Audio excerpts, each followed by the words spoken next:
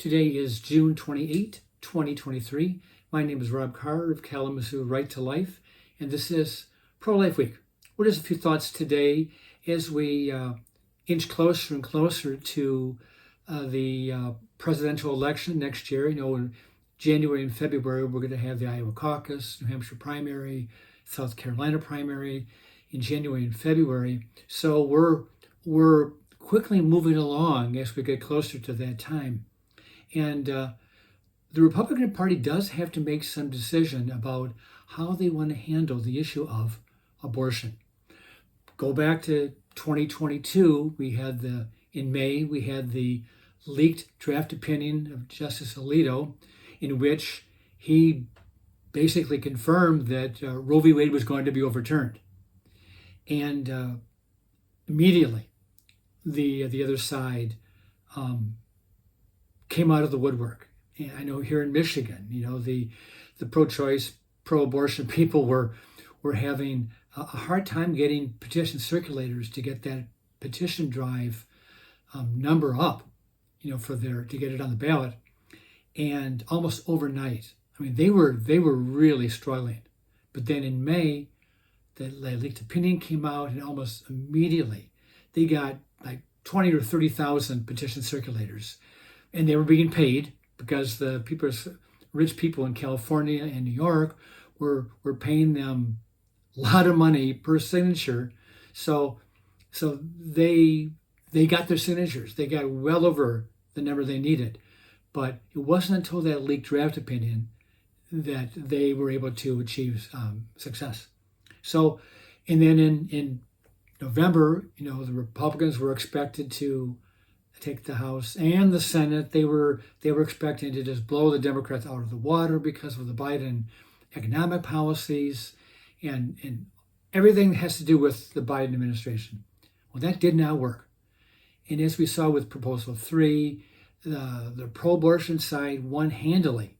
Tragically, they won handily in Michigan by lies and deceptions, but also by us being outspent 2 to 3 to 1.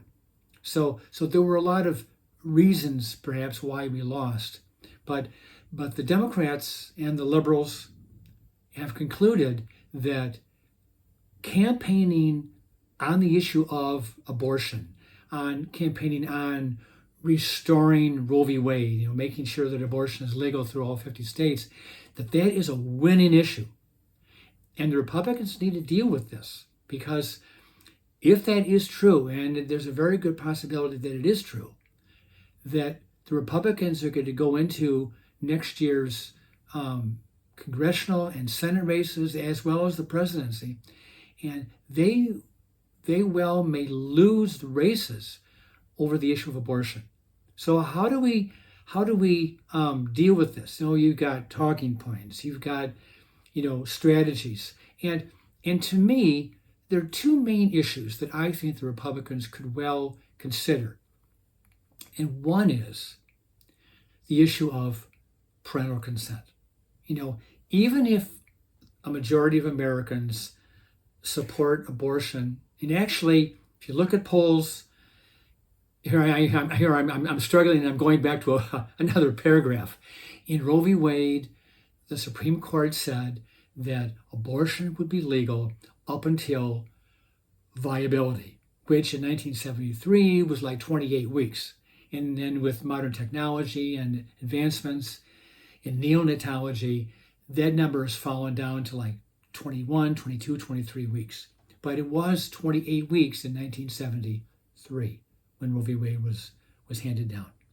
So you have the issue of viability, and that was the standard, that a state could not enact legislation unless it had a compelling reason, and you could not get to the compelling point until viability.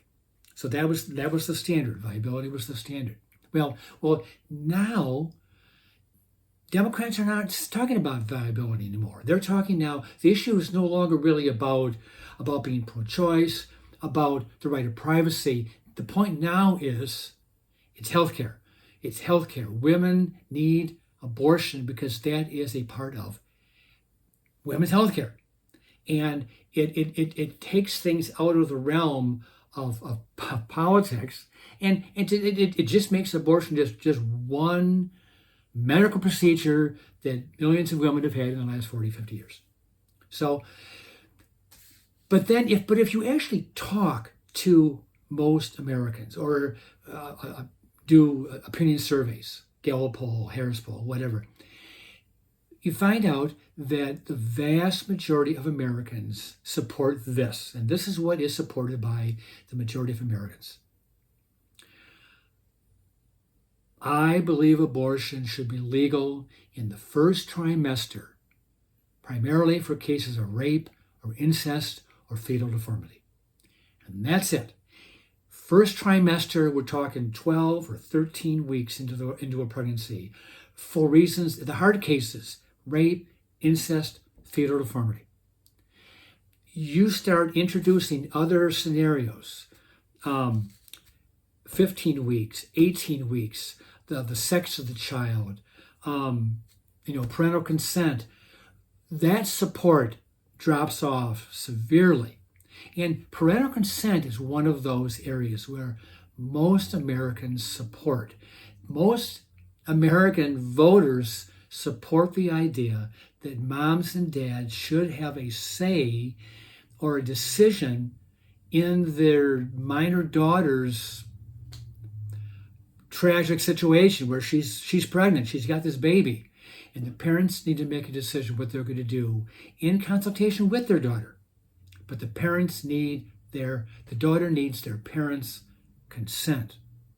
And most Americans support that. And here in Michigan, during Proposal 3, the pro-life coalition was arguing that Prop 3 was too confusing, too vague, and it would open the door to parental consent. And I remember in the second debate that Governor Whitmer had with Tudor Dixon, and that issue of parental consent came up, and Whitmer said, no, that's just hyperbole and disinformation by the other side. If Proposal 3 passes, we are not going to touch the issue of parental consent. That is not on the table. Well, mark my word, parental consent is on the table, and I have a strong feeling that it's going to be reintroduced sometime soon in the Michigan legislature because we've lost a majority.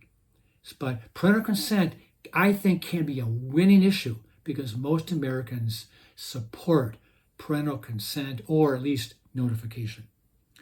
Another area that most Americans support is that, I go back to the issue of what do most Americans believe? First trimester, 12 or 13 weeks. After that, no. Most Americans never read the Roe v. Wade decision, and they don't understand some of these legal terms.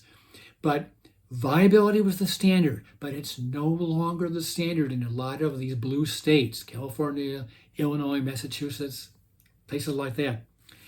So a lot of these liberal states have passed laws or codified abortion up to, including the final, the third trimester, even into the 9th month.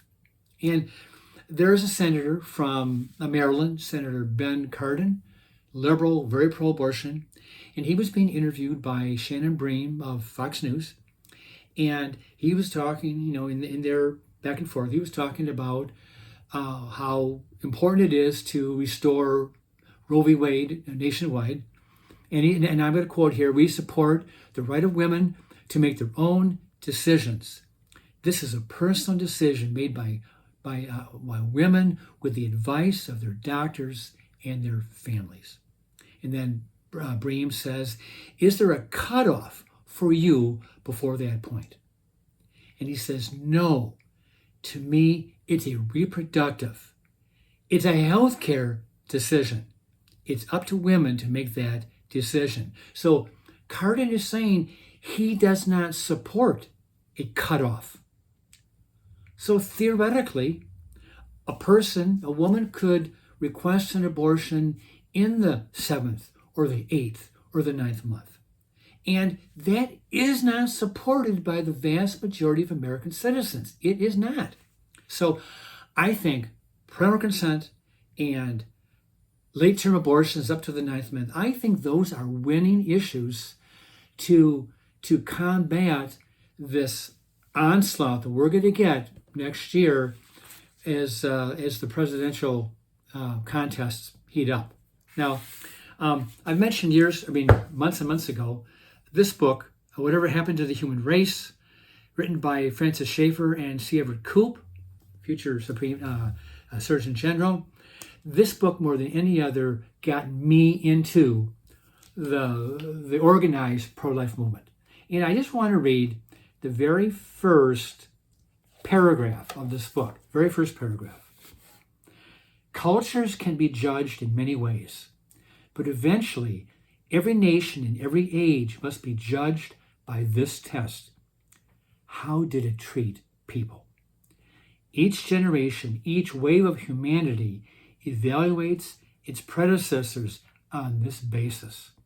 The final measure of mankind's humanity is how humanely people treat one another. And to me, that is the essence of the pro-life movement. We want to treat the unborn child with dignity and compassion and love. And the pro-abortion side wants to remove the whole issue of the humanity of the child. And now the whole issue is, it is a healthcare decision. It is a medical decision. That's all it is to the pro-abortion people.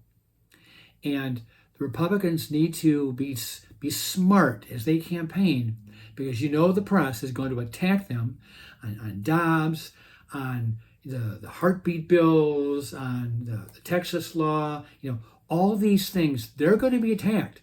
And the Republican candidates need to be able to confront them and to argue a pro-life position.